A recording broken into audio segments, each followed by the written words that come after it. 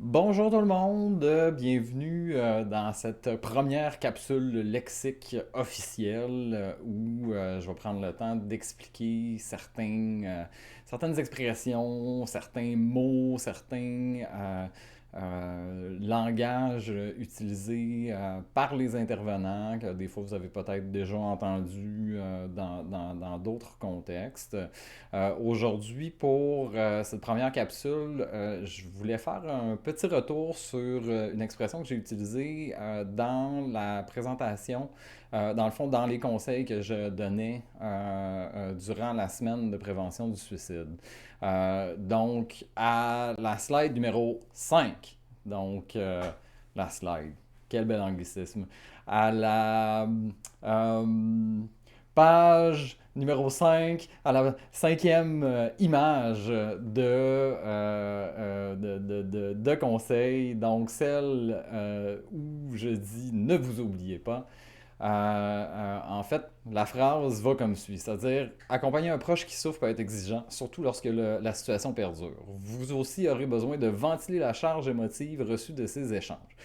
Donc, ventiler la charge émotive. Effectivement, ça peut sonner un peu complexe pour dire moi aussi je vais avoir besoin de jaser de ce que j'ai entendu. Ce que je voulais dire par là, de un, ventiler, je pense que cette partie-là est quand même assez claire. C'est-à-dire que quand une pièce, l'air est chaud, l'air est lourd, ben, qu'est-ce qu'on fait? On part le ventilateur, ça aère la pièce, fait qu'on est plus capable de respirer. Ce que je voulais dire par charge émotive, c'est que quand on a des échanges avec quelqu'un, oui, on échange des mots, mais on échange aussi des choses dans l'invisible, un petit peu ésotérique. Euh, donc, des émotions, une espèce d'énergie en fait qui est transférée de l'un à l'autre. Fait que quand on aide quelqu'un qui vit des difficultés, des fois ces émotions, de la tristesse, de la colère, de la frustration, ces choses-là, c'est des choses qu'on peut finir par absorber. Puis ça peut devenir très envahissant, en fait. Faire comme, OK, mon Dieu, mais j'ai eu toutes ces émotions-là. C'est pas des émotions qui m'appartiennent, puis je sais pas quoi faire avec. Puis là, ça va nous-mêmes nous placer dans un état, pas de détresse, mais du moins d'inconfort. Ce qui veut dire que dans ces moments-là, c'est là que c'est important de nous aussi d'avoir un réseau de support autour de nous pour être en mesure de parler, donc de vider, donc de faire circuler l'air dans la pièce pour être en mesure de nous aussi d'être capable de bien respirer puis de continuer à être là.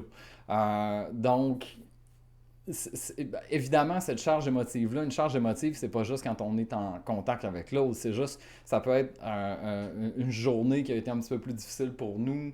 On va avoir vécu beaucoup d'éléments stressants, beaucoup d'anxiété, puis là, on va se sentir là, ultra chargé, ultra plein d'émotions, puis c'est là qu'on va avoir besoin, oui, des fois de parler, des fois, on n'a pas vraiment envie de parler, ça va juste être de regarder la TV, d'aller faire du sport, pour certaines personnes, ça va être de faire des exercices de respiration, ça va être de la méditation, donc il y a un paquet de stratégies qu'on peut mettre en place pour évacuer ces émotions-là.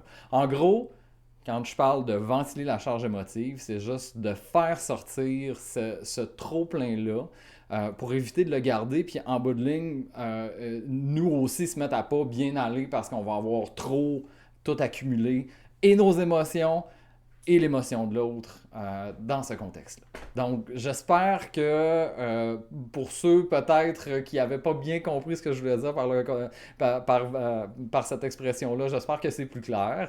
Encore une fois, si vous avez des suggestions, des commentaires, des questionnements justement sur des choses que j'ai écrites, que vous aimeriez que j'aborde dans une capsule, ben, n'hésitez pas, faites juste envoyer un message en commentaire. Puis à nouveau, likez, partagez, ça m'aide.